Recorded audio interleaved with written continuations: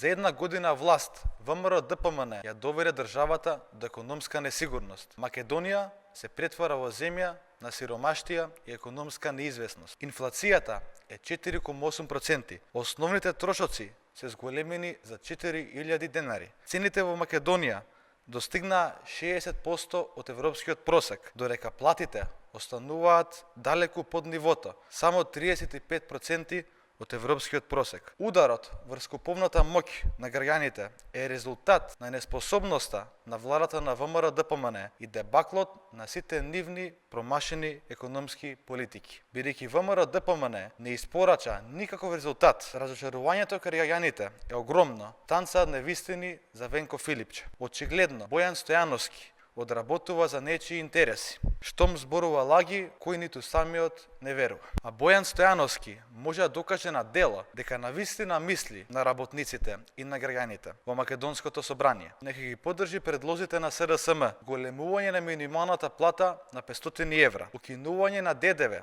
за храната и основните прехранбени производи, континуирано покачување на платите во сите сектори. Понатаму, нека ги повика и неговите колеги од ВМРО-ДПМН да гласат за овие решенија, а од неговата влада да се откаже од луксузирањата со парите на граѓаните. Ќе го направи ли ова Бојан Стојановски и зошто не?